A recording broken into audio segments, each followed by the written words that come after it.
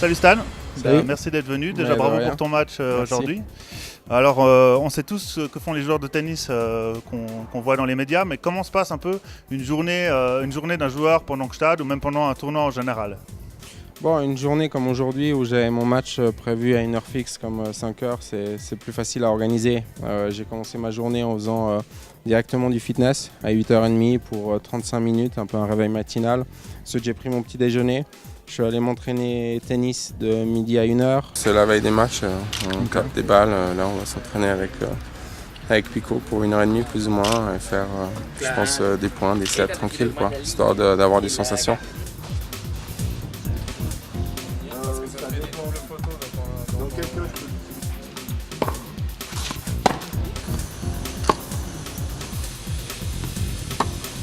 Je suis rentré à l'hôtel, j'ai pris mon lunch, j'ai fait un petit peu de soins pour voir que mon corps était tout ok et je suis reparti au club vers 16h plus ou moins où j'ai de nouveau refait un échauffement physique de 35 minutes et après je suis allé directement jouer mon match.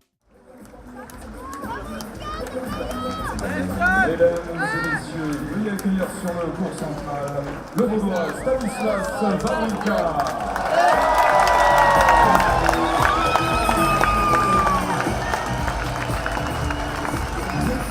Après le match, on a souvent de la presse à faire. Ici, on a un peu plus que d'habitude. Donc, il y a la douche et on enchaîne directement avec la presse. Et puis alors ça c'est quand tu as un match, quand on n'a pas, qu'est-ce qui change?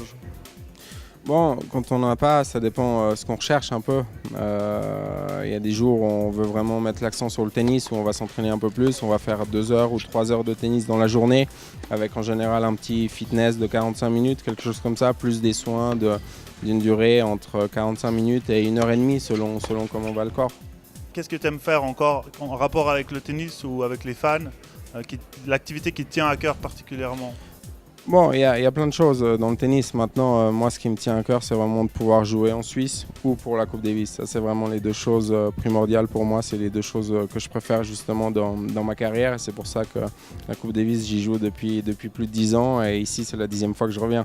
Et c'est vrai que pouvoir jouer devant son public, où on sent vraiment le soutien du public qui est là pour toi, qui est là pour t'encourager, qui espère qu'une chose, c'est que tu gagnes. C'est quelque chose qu'on n'a malheureusement pas souvent durant l'année, mais c'est quelque chose vraiment qui est très agréable. Est-ce que le rêve ultime pour un joueur, c'est quand même pas un grand chelem? Oui, le rêve ultime pour un joueur, c'est le grand chelem ou c'est d'être numéro 1 mondial, ça c'est sûr. Maintenant, je connais ma force, je sais où j'en suis. Je vise pas demain de gagner l'US Open, même si on ne sait jamais ce qui se passe. Peut-être qu'un jour, j'aurai l'opportunité d'accrocher une demi-finale ou d'aller plus loin dans un grand chelem. Mais voilà, après, il y a les rêves réalisables et il y a les autres. Alors les regrets font un peu partie du sport. Si dans ta carrière, il y avait un seul point que tu devrais rejouer, ce serait lequel? Il y en a beaucoup trop, malheureusement. C'est difficile à dire maintenant si on prend cette année. Si on prend cette année, je pense qu'il y a la Coupe Davis contre les Tchèques à Genève où je dirais le double parce que c'est où on était le mieux passé pour tourner la rencontre, où on a eu des balles de break au 5e set et on aurait eu l'opportunité de servir pour le match.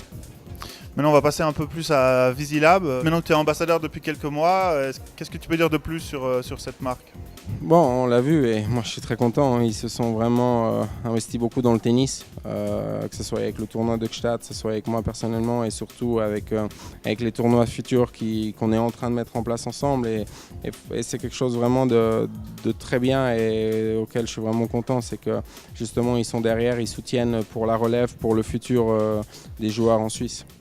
Dernière question, si tu avais un mot à dire aux clients ou aux fans de Visilab et aussi aux fans de tennis et de toi, si tu avais un mot à leur dire, ça serait quoi? Un mot, c'est trop court. Maintenant, si on parle de Visilab, c'est vrai que au niveau du service, ils sont exceptionnels. Je pense qu'ils sont au-dessus de la moyenne, que ce soit moi quand j'ai été accueilli plusieurs fois toutes ces dernières années dans leur magasin ou des amis qui m'ont toujours dit que le service était exceptionnel et vraiment très bon. Et je crois que ça, de nos jours, c'est très important.